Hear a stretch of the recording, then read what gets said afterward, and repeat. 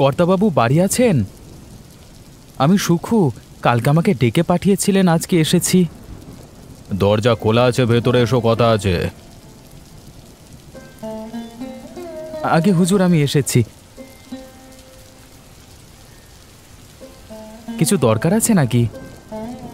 আমি এই হিসেব করতে করতে দেখলাম আগের বার ফসল উঠবার সময় টাকা দাওনি, কিন্তু কেন? আগের বার যখন ধান চাষ করেছিলাম ফলন একদম ভালো হয়নি। মাঝে যে প্রাকৃতিক দুর্যোগটা হয়ে গেল না, তার জন্য সব নষ্ট হয়ে গেছে। কি করে আপনাকে দেব? ওসব আমি কিচ্ছু জানি না। প্রত্যেকবার ফসল উঠবার সময় আমার ভাগের টাকা চাই। তোমরা আমার জমিতে চাষ করছো, এটা তোমাদের বাবার জমি নয়। হুজুর, আপনি আমাকে যা ইচ্ছে তাই বলুন, কিন্তু দয়া করে আমার বাবা মা সম্পর্কে উল্টোপাল্টা কথা বলবেন না। আচ্ছা আচ্ছা, ঠিক আছে। আগের বার যেমন টাকা দাওনি, তেমন এবারে ফসল উঠলে আমাকে যত টাকা দাও তার থেকে 1.5 গুণ বেশি দিতে হবে। তাছাড়া কিসের চাষ করেছো? এই বর্ষার আগে কচু চাষ করেছি, আর কিছুদিন পর কচু উঠে যাবে, কিন্তু এত পরিমাণে টাকা আমি আপনাকে দেব কিভাবে? ওসব আমি কিচ্ছু জানি না। যদি টাকা না পাই তাহলে কিন্তু পরের বার থেকে আর এই জমিতে চাষ করতে দেব না। তোমাদেরকে ভালো জমি দিয়েছি, উর্বর মাটি, নদীর পাশেই জলাশয়, সেচের ব্যবস্থার কোনো অসুবিধা হবে না। হুজুর, আমাদের সামর্থ্য হলে নিশ্চয়ই দেব। ওসব ন্যাকাপোনা এখানে দেখিও না। যেটা বললাম সেটা যেন হয়। এখন আসতে পারো।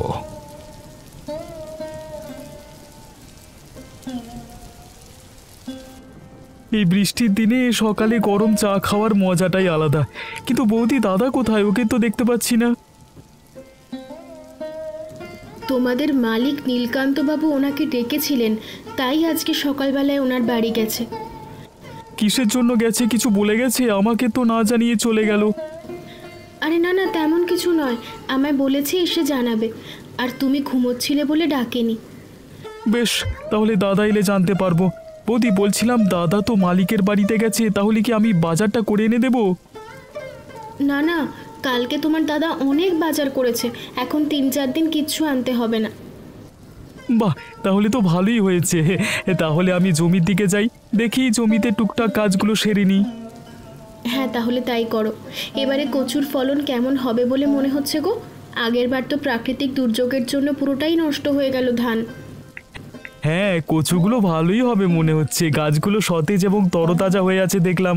আশা করছি ভালোই লাভ করতে পারবো। ঠিক আছে বৌদি, আমি উঠলাম। হ্যাঁ, যাই মাঠ দিক থেকে ঘুরে আসি।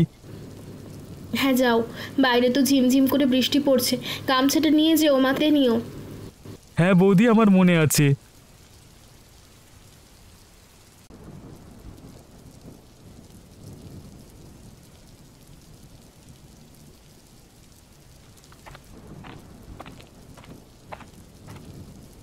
তুমি এবার রান্নাঘরে কি করতে এলে? তোমার কিছু লাগলে আমায় বলো, আমি তো নিয়ে যেতাম। আরে না না, তেমন কিছু নয়। তোমার সাথে দুটো কথা বলবো তাই জন্য এলাম। কাজের চাপে তো আমার বউটাকে একটু সময় দিতে পারি না। 7টা নয়, 5টা নয়, একটা মাত্র বউ আমার। দেখ কি যে বলো না, আমার কি লজ্জা লাগে না? আমি আমার বউকে বলবো না তো আর কাকে বলবো? তুমি যে আমার জীবন মরণ গো। থাক থাক, এবার একটু বেশি হয়ে যাচ্ছে। তখন কে এসেছিল তো চিৎকার করে কথা বলছিলে?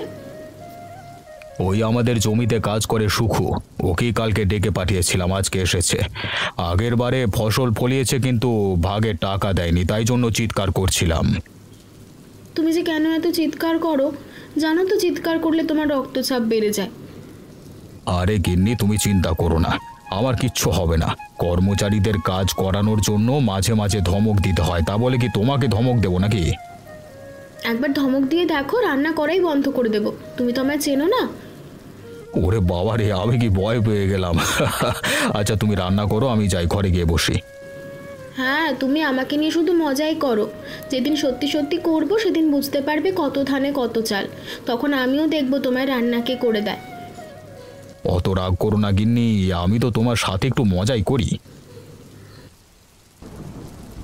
এই সুখু, কোথায় গিয়েছিলিস রে? আর তোর মুখটা এরকম বাংলার পাঁচের মতো আছে কেন? আর বলো না খুড়ো, এত চাপে পড়ে গেলাম, কিচ্ছু ভালো লাগছে না। কেন রে, কি হয়েছে? আমাকে বল দেখি, আমি যদি তোকে কিছু সাহায্য করতে পারি তাহলে করব। কি আর বলবো বলো, আমি যার জমিতে চাষ করি নীলকান্ত বাবু, তিনি তো টাকা ছাড়া কিছুই বোঝেন না। আগেরবার ধানটা গোটা নষ্ট হয়ে গেল, তাই জন্য টাকা দিতে পারিনি। ওটা বললাম বলে আমাকে চিৎকার করে বলল এবারে সব কিছু মিটিয়ে দিতে হবে, আমরা মরলেও কি বাঁচলেও কি, উনি টাকা পেয়ে গেলেই হলো। ও এই ব্যাপার। আচ্ছা তোরা এবারে চাষ কর, ফসল উঠলে আমাকে বলিস, আমি যা টাকা লাগবে তোকে দিয়ে দেব, ঠিক আছে? আমার কাছে কিছু জমানো টাকা রয়েছে। না না খুড়ো, আমি তোমার টাকা নেব না। তুমি কাজকর্ম করে জমিয়ে রেখেছো ভবিষ্যতের জন্য, আর সেটা যদি আমি নিয়ে নিই তাহলে তোমাকে ফেরত না দিতে পারি, তখন আমার নিজেরই খারাপ লাগবে। এমনিও তোমার বয়স হয়েছে, আর কাজ করতে পারো না তুমি। আরে আমার তো মেয়ে জামাই আছে, ওরা তো আমাকে দেখে। তোমার এখন দরকার, তুমি নিতে পারো। দরকারই তো মানুষ মানুষের কাজে লাগে। আচ্ছা চিন্তা ভাবনা করে দেখব, আগে আমাদের কচুগুলো উঠুক, দেখি কত টাকা করে কি হয়। কান্তবাবুর জমিতে আর চাষ করব না, অন্য কোথাও জমি যদি পাই তাহলে সেখানে করব। আরে অন্য আর কোথায় পাবি? আমাদের গ্রামের সমস্ত জমি চাষি ভাইদের, তারা তো চাষ করে, আর বাকি যা জমি আছে সবই তো নীলকান্তবাবুর। জানি না আমাদের কি হবে। বেশ তো ভালোই দুই ভাই মিলে চাষ করছিলাম, যদি আমাদের পরিস্থিতিটা একটু বুঝতো খুব ভালো হতো। আচ্ছা খুড়ো তুমি বসো, মন মেজাজ একদম ভালো নেই, এখন আমি বাড়ি যাই। আচ্ছা ঠিক আছে, তুই যা, আর সাহায্য লাগলে আমাকে বলিস। গিন্নি আমি চলে এসেছি, কোথায় তুমি? এই তো আমি রান্না করছিলাম, তুমি চলে এসেছো?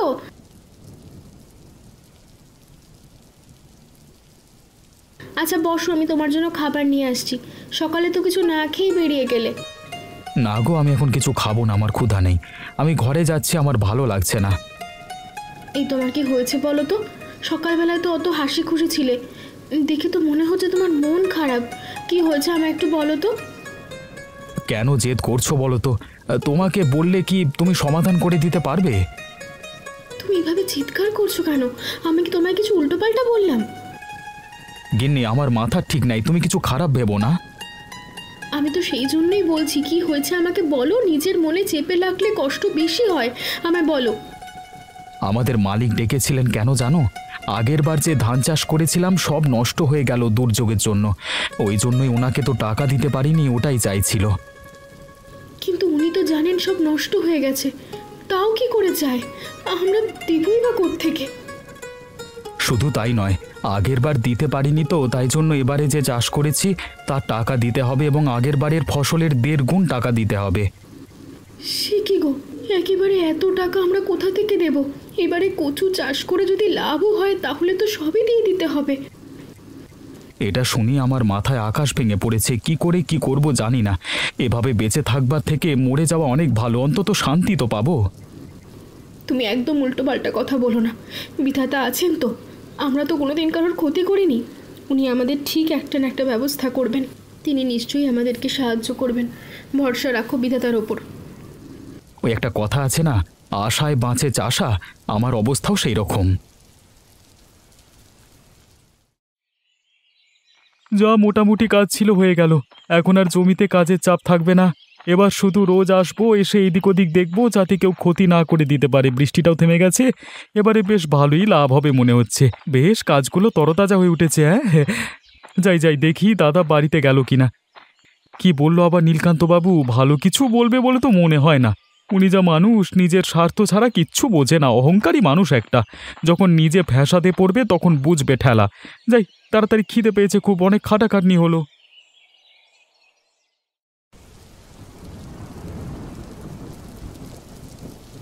বলছি শোনো না, একটা সোনার হার গড়িয়ে দেবে গো। বেশি তো না, অল্প টাকা হলেই হবে। ওই সামনে আমার ভাইয়ের বিয়ে, তো বিয়ে বাড়িতে পরবো। হ্যাঁ হ্যাঁ ঠিক আছে, সোনার হার গড়িয়ে দেব, কিন্তু অল্প দামে কেন? আমি আমার বউকে একটা সোনার হার গড়িয়ে দেব, তাও আবার অল্প দামের? এটা কেমন কথাবার্তা? সমাজে আমার একটা সম্মান আছে তো। আমার তো অনেকগুলো সোনার হার আছে, ওই জন্যই বলছিলাম একটা অল্প দামের গড়িয়ে দিতে। বেশি টাকা পয়সা খরচা করে কি হবে? আরে ওসব নিয়ে তুমি চিন্তা করো না, এ মাসের শেষে একটা মোটা টাকা লাভ হবে। ওই সুখু দুঃখু দুই ভাই আছে না, আগের বারে টাকা দিতে পারিনি, তাই এবারে 1.5 গুণ বেশি টাকা দিতে বলেছি। না দিয়ে যাবে কোথায় বেটারা? ওই টাকা পেলে কোনো অসুবিধা হবে না। কিন্তু ওরা দেবে কিভাবে? যতটুকু জানি ওরা তো খুব গরিব। সেটা ওরা বুঝবে, আমি আমার হিসেবপত্র বুঝে নেব। আর টাকা না দিতে পারলে জমিতে চাষ করতে দেব না, এই তো কথা। অতএব দিতে বাধ্য। অত শত আমি জানি না বাবু, তোমার ব্যবসায় আমি ঢুকতে চাই না, তুমি যা পারো করো। এখন আমায় ঘুমোতে দাও, আমার আর ভালো লাগছে না। হ্যাঁ, শুয়ে পড়ো না, আমি তো তোমাকে ঘুমাতে বারণ করিনি।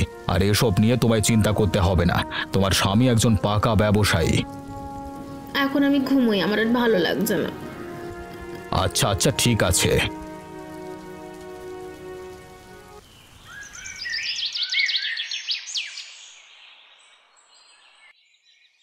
সুখু দুঃখু, তোদের জন্য খুব ভালো একটা খবর আছে। আরে কাকা বাবু, এরকম ছুটে ছুটে আসছেন কেন? আসুন আমাদের সঙ্গে বসে একটু চা খান। আমি তো খুশির খবরটা দিতে এলাম। তাড়াতাড়ি চল, জমিতে কি কাণ্ড ঘটেছে দেখবি, চল। কি হয়েছে গো কাকা, তুমি এত উত্তেজিত কেন? আর কি খুশির খবর? হ্যাঁ, তোর জমিতে সোনার কচু ফলেছে রে, তাও আবার একটা নয়, 10-10টা। আমি নিজের চোখে দেখে এলাম। যদি কেউ চুরি করে নেয়, সেই জন্য তারককে দাঁড় করিয়ে রেখে এসেছি। কি বলছো গো তুমি? তুমি ঠিক কথা বলছো তো? আমাদের সাথে আবার মশকরা করছো না তো? আরে না রে বাবা, যদি মশকরা করতে হতো তাহলে এত সকাল সকাল তোর বাড়িতে ছুটে আসতাম। কাকা বাবু বলছেন যখন ঠিকই হবে, তোমরা দুজন জমিতে গিয়ে একটু দেখো না। হ্যাঁ কাকা, চলো জমিতেই যাই। এমনিতেও অনেকদিন জমির ধারে যাইনি, তাই আমি এসব কিছু জানিও না। আরে দাদা, এখানে দাঁড়িয়ে কথা না বলে এখন চলো তাড়াতাড়ি। তারক কাকা ওখানে একা সবকিছু সামলাতে পারবে না, তাড়াতাড়ি চলো। বৌদি, আমরা আসছি এক্ষুনি। হ্যাঁ হ্যাঁ, এতক্ষণে একটু ঠিক কথা বলেছিস। এসব দেখবার পর ওখানে ভিড় জমে যাবে, তারক একা সামলাতে পারে নাকি? চল চল, তোরা তাড়াতাড়ি চল।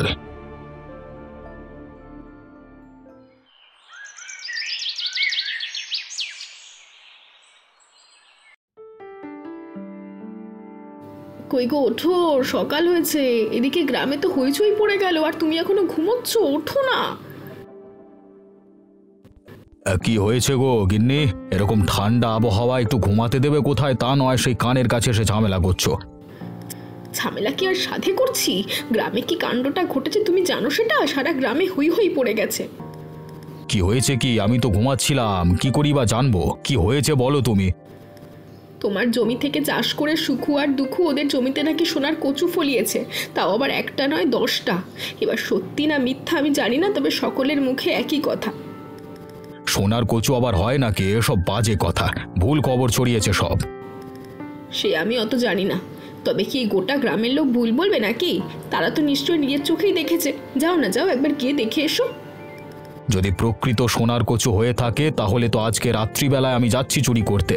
একটা হলেও অন্তত নিয়ে আসবই। না, চুরি চামারি একদম করবে না। চুরি বিদ্যা মহাবিদ্যা, যদি না পড়ো ধরা। একবার যদি ধরা পড়ো তাহলে কি হবে বলো তো? এমনিতেই গ্রামের মানুষ তোমাকে দেখতে পারে না, একেবারে কেলেঙ্কারি ঘটবে। দরকার নেই ওসবের। তোমার দরকার নাই থাকতে পারে, তবে আমার দরকার আছে। আমি বেরোলাম, বৃষ্টি তো হয়নি, এখন ছাতা নিয়ে যাচ্ছি না।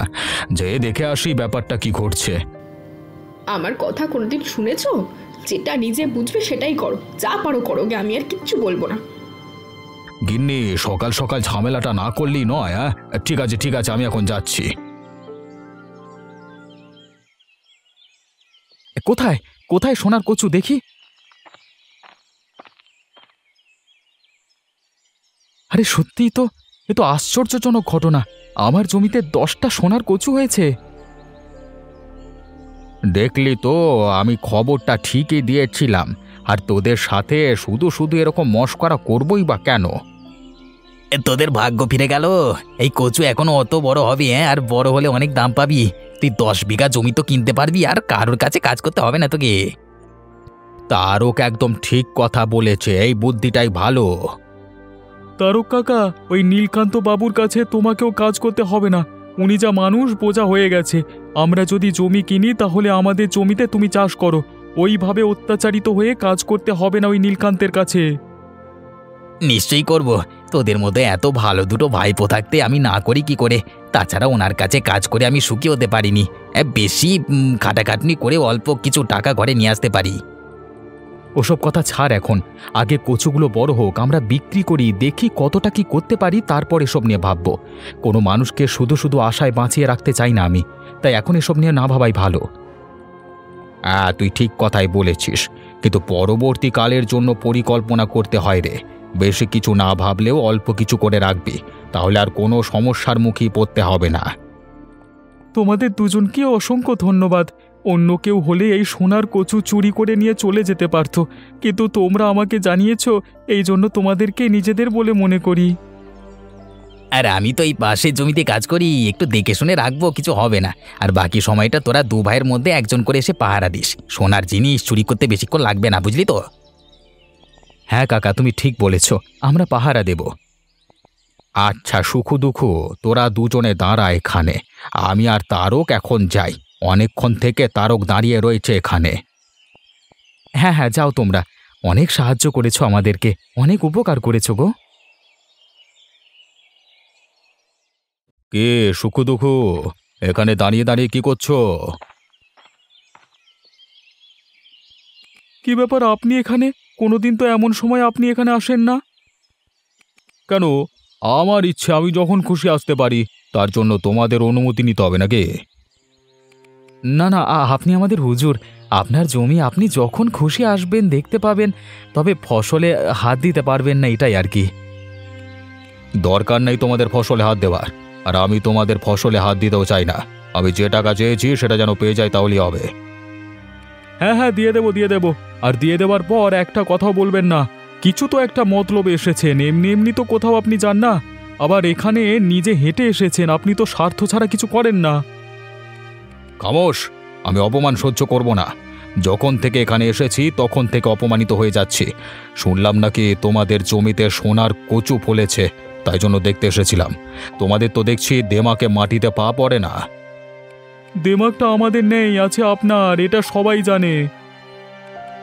ভাই কেন ঝামেলা করছিস, চুপ কর না। ঠিক আছে, এই অপমানের প্রতিশোধ আমি নেবই, কাঁটা দিয়ে কাঁটা তুলে নেব। আমি এখন চললাম। ভাই কেন এনাদের সাথে লাগতে চাস বলতো? ওরা অনেক বড় মানুষ, কখন কি ক্ষতি করে দেবে বলা যায় না। কিচ্ছু করতে পারবে না, এই যে রাগিয়ে দিলাম, এবার কিছু একটা করবে, তার জন্য আমার কাছে একটা জবরদস্ত পরিকল্পনা আছে। চল এখন বাড়ি চল, খাওয়া দাওয়া করতে করতে বলবো। আচ্ছা ঠিক আছে, চল।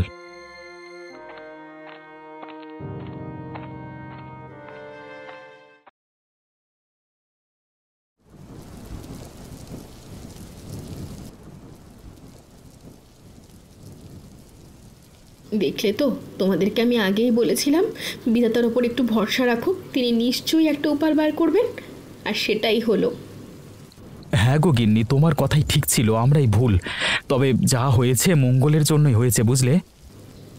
দাদা, ওই লোকটা কিন্তু কিছু একটা করবেই, আমাদেরকে কিন্তু সচেতন থাকতে হবে। আর আজকে ওকে অপমান করেছি, প্রতিশোধ নেওয়ার জন্য কিছু না কিছু একটা করবেই ও। আমার কেন জানি না মনে হচ্ছে আজকে রাতে কিছু একটা করতে পারে।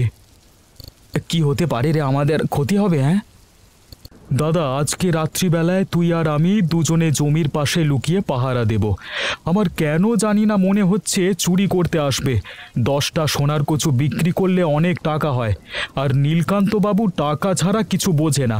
এক ঢিলে 2 পাখি মারা হয়ে যাবে, আমাদেরও ক্ষতি হবে, ওনার লাভ হবে, বুঝলি? হ্যাঁ ভাই তো ঠিকই বলেছে, হয়তো দিনের আলোতে কিছু হবে না, চারিদিকে লোকজন থাকে, তবে রাতে তো ফাঁকা। তাহলে তুই যেমন বলছিস তেমনই হোক। যতদিন পর্যন্ত আমরা কচু তুলছি, রোজ রাতে জমিতে পাহারা দেব।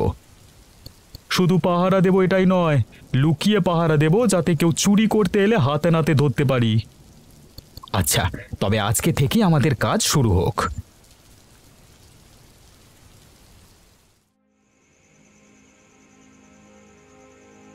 এখানে এভাবে কতক্ষণ আর দাঁড়িয়ে থাকবো?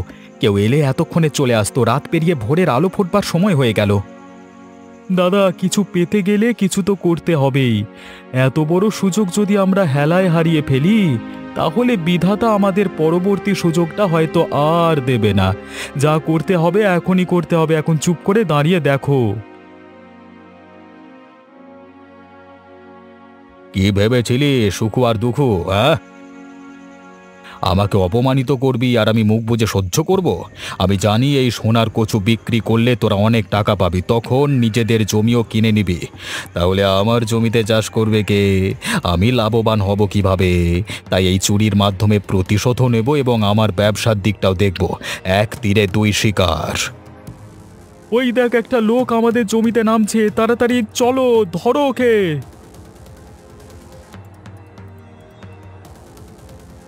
কে তুই? দাঁড়া, সোনার কচুতে একদম হাত দিবি না, হাতটা মুচড়ে ভেঙে দেব।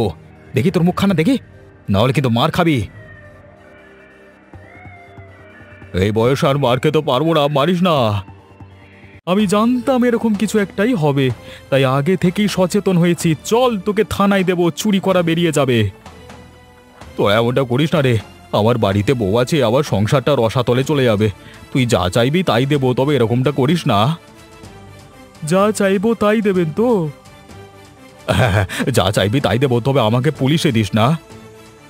তাহলে এই গ্রামের যতজন আপনার জমিতে চাষ করে তাদের থেকে অতি অল্প টাকা নিতে হবে আপনাকে, আর বেশিরভাগটাই দিতে হবে তাদেরকে। এইটুকু আমাদের শর্ত। গ্রামের গরিব চাষিরা খেটে মরবে আর আপনি ঘরে বসে আরাম খাবেন, সেরকমটা তো হতে পারে না। আচ্ছা আচ্ছা, তাই হবে। চাষিরা যে চাষ করবে তার অতি অল্প অংশ আমি নেব, বেশিরভাগই চাষিরা পাবে। এবার তো খুশি? না না, আমি আপনাকে একদম বিশ্বাস করি না।